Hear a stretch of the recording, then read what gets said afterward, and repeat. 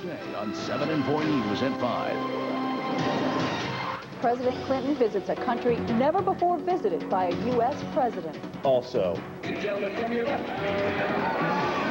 horror in the skies. An air show stunt turns deadly, and it's all caught on video. Plus, the Pope makes his first ever trip to the Holy Land.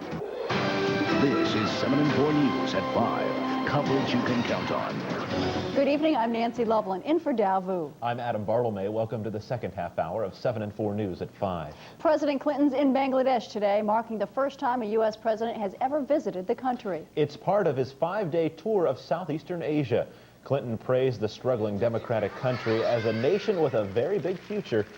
He was forced to cancel an appearance to a small town when the Secret Service couldn't guarantee his safety. Clinton met with several children who sang a song which names a different country in the world. The president promised an aid package that would provide projects to keep children in school and out of factories. Pope John Paul II has some pretty big sandals to fill. He's retracing the steps of Jesus and Moses on his trip to the Middle East. His first stop is in Jordan, where he'll visit Mount Nebo, from which some say Moses first saw the Promised Land. This trip is the first papal visit to Holy Land in more than 3 decades. A deadly air show accident caught on tape, and investigators are still searching for the cause. The Air Force F-16 was performing aerial maneuvers Sunday near the Kingsville Naval Station. The plane crashed in a field about 6 miles north of the base. The final moments of the Branch Davidian siege were the focus of a court-ordered test this weekend. Now the results are in. Both lawyers for the government and the Branch Davidians are clamoring to use the tape field test to support their side of the story. The Branch Davidians were hoping yesterday's field test at a Texas military base would confirm the rapid-fire bursts of light on surveillance footage shows gunfire from government positions. The government says they were reflections off debris. And on Capitol Hill, the talk is about the Capitol Hill. The Congress's Health and Safety Agency says the building is a fire safety hazard and a threat to lawmakers, staff, and visitors. So what's Congress going to do about it? They proposed spending $15 million to address the safety issue as part of an emergency spending bill for this year. And the Academy Award for the Best Oscar Save goes to Willie Fulgier. The 61-year-old Los Angeles resident discovered the 55 missing statuettes in a trash bin last night. The Oscars had been missing since last week and were presumed stolen. Police are now holding 2 suspects in the Oscar heist.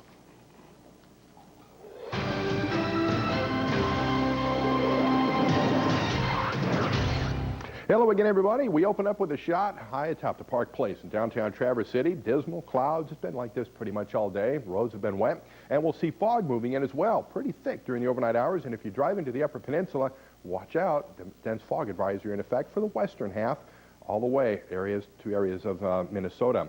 Foggy conditions expected throughout all of northern Michigan. Our temperatures across northern lower into the low 40s by later on this evening, and a little bit cooler across the eastern UP, and our winds will be fairly light out of the east. Lots of moisture coming in from the south, and it'll continue to pump moisture into the Great Lakes over the next 24 hours. We do need the rain, and thank goodness that our temperatures are fairly warm, somewhat mild into the middle 40s. Right now, Traverse City in at 46. We have a pocket of 46s across areas of the southwestern half of our northern lower Michigan. A little bit cooler farther back to the north and northeast. Pelson coming in at 39. That's one of the cooler spots. Newberry in at 37.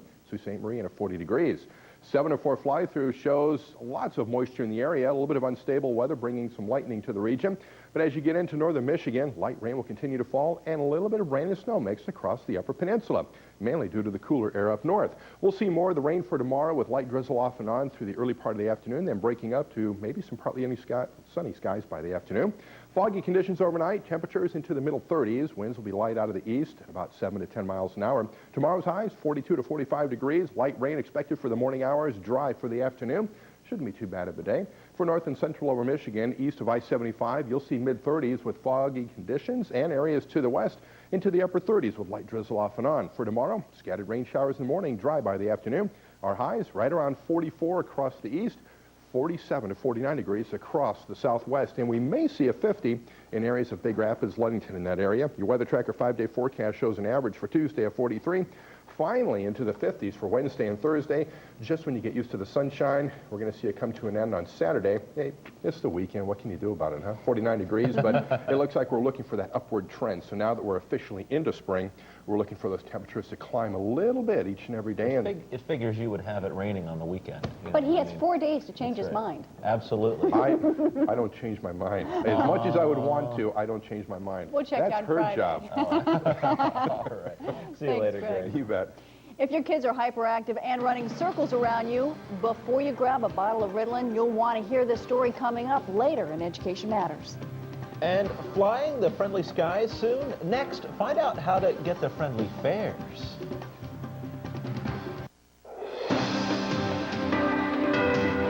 Coverage you can count on. You're watching 7 and 4 News at 5. With Dow Boo, Adam Bartelmay, and Chief Meteorologist Greg MacMaster. 7 and 4 News. Coverage you can count on. Inside the chamber, you're cut off. Your heart is racing. But if you can take the pressure, you come out. Leading to new clues for treatment and better detection that could help you. That's NBC Nightly News tonight. It's usually the sooner the better when it comes to buying plane tickets. But with the recent rise in fuel costs, ticket prices are a little unsteady. And as CNN travel correspondent Stephanie Oswald reports, this may be the year a wait-and-see attitude could pay off. Most major airlines added fuel surcharges back in January. Since then, airfares have been on a roller coaster, with hikes by major carriers announced, then rescinded. March has been especially volatile. Continental raised prices on March 10th. 4 other major carriers raised their prices too, but Northwest refused to go along. And it only takes one of the good-sized carriers to decide not to go along for the rest to cave in. But last Thursday, Northwest Airlines changed its mind and raised fares. And once again, several other major carriers joined in. But this cat-and-mouse game tends to continue. It happens on the weekends when one airline will attempt to raise fares, and then by Monday morning, if everyone does not go along, it starts to collapse. The up and down fares haven't stopped people from traveling.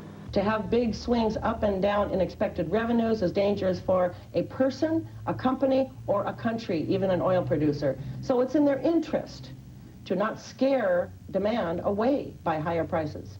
But even if fuel prices drop, it won't be instant low airfares for consumers. There's a 4-8 week period in which to get the supplies and really start moving it to market. In the meantime, fasten your seatbelt. There's no sign of an end to the airfare turbulence. Stephanie Oswald, CNN, Atlanta. Besides the fuel prices, because of spring break right now, many airfares have doubled. Yes, they have. But that'll be short-lived. That's not going to go very long. Bad news for those going on holiday. Well, in thinking about it the last minute, certainly. Absolutely. Big changes from last week. Northern Michigan's top local stories are coming up at the top of the hour. Dave Walker joins us now with a look at 7 and 4 News at 6. Dave? Adam, Nancy, you know me, there's always Amtrak. In about 15 minutes, details on a fire that destroys a new road commission garage and lots of equipment.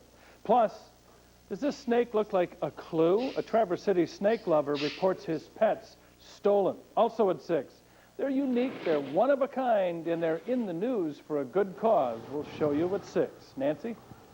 Well, kids with attention problems often use Ritalin, but kids with hyperactivity added to it may need much, much more. That story next in Education Matters on 7 and 4 News at 5.